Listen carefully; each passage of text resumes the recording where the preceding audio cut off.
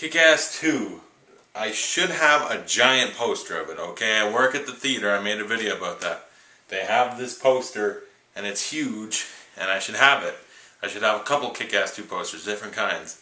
Because, as you know, I love the first one. The first Kick-Ass, amazing movie. It's one of my favorite super movies ever.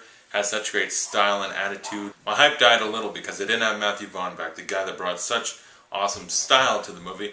But I wasn't like completely, oh god, this will probably suck, because Jeff Wadlow, the director, wrote and directed it, so he had a thing he wanted to do with the movie. So it wasn't just, okay, get some random writer to do it, get a random director. They had someone who wanted to bring us this movie, so I was still excited.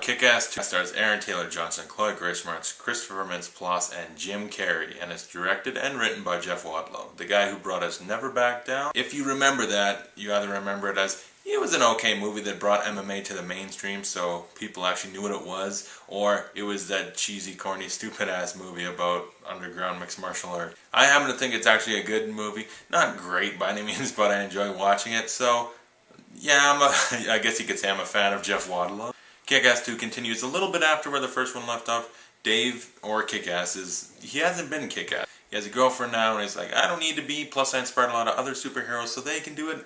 But he kind of still wants to get back out there. Hit Girl has been out there ever since. She's like just the best still. She's kicking ass.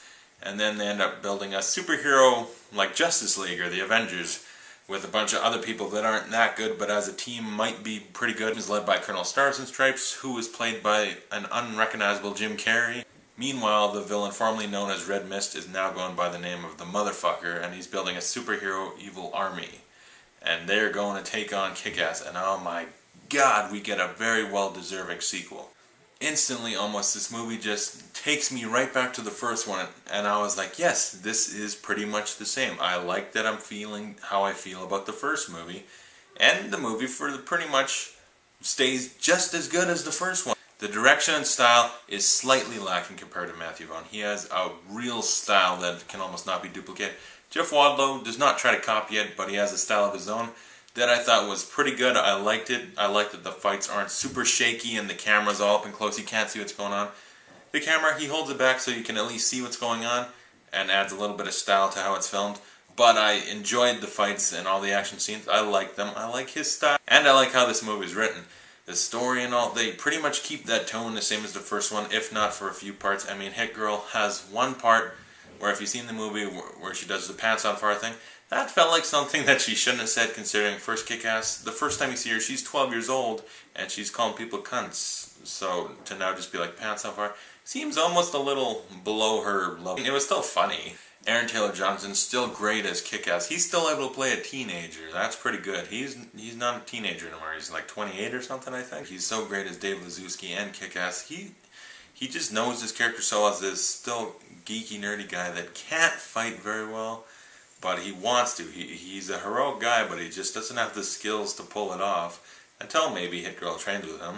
But I don't want to get to her yet, because I want to talk about Colonel Stars and Stripes, played by Jim Carrey, who, going into the movie, I was like, oh, so he's going to be the new Big Daddy, because we got Nick Cage, this somewhat comedic, somewhat serious actor, that's going to be like this over-the-top crazy character that just steals all the scenes. And I was expecting Jim Carrey to do that, and he sort of did. The problem is Jim Carrey isn't in it enough. When he first shows up, you're like, yeah, this guy's awesome. Every scene is awesome. Jim Carrey is unrecognizable. His face is all different. They put some kind of stuff on it. You almost wouldn't recognize him if you didn't know he was in the movie.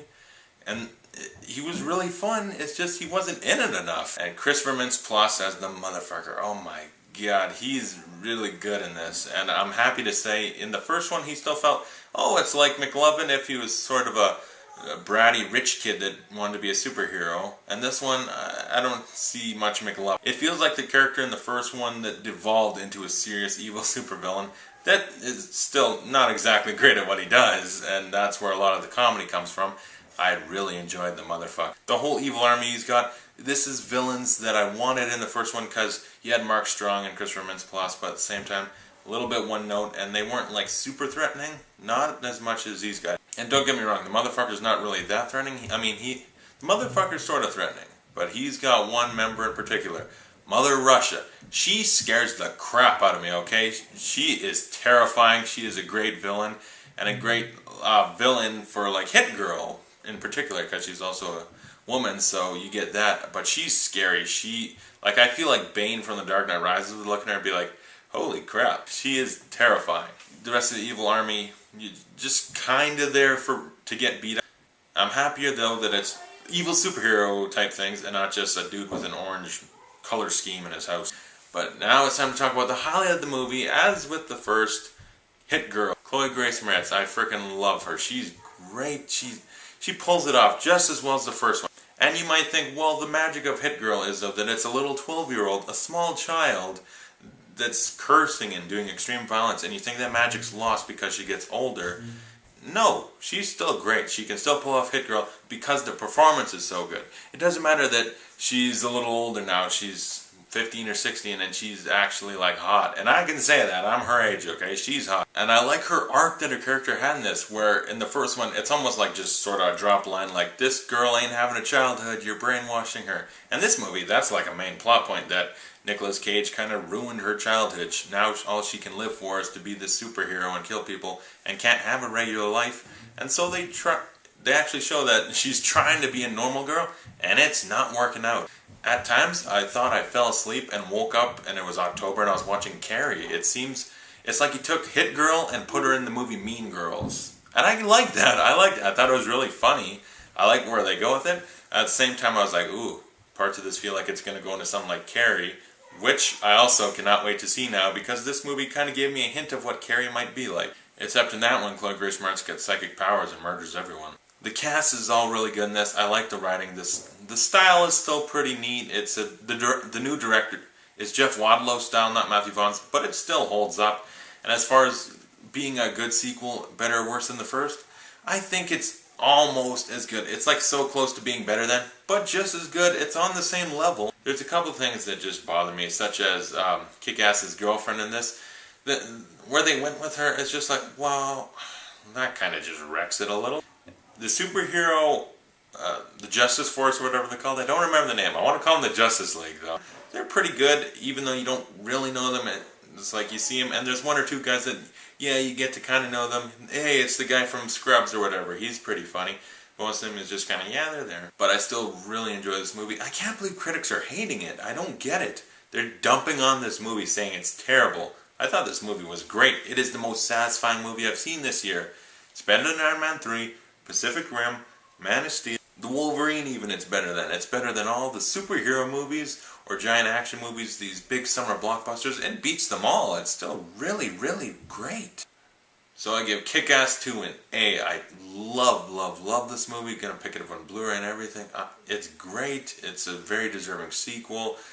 On the same level as the first movie. I love it. And freaking Grace Moretz, just with this movie, proving again, she's going places, okay? I can't wait for Carrie to come out now. And I also think the director Jeff Wadlow is now going to work on the X-Force movie that they announced for like 2016. I'm interested in seeing that, actually.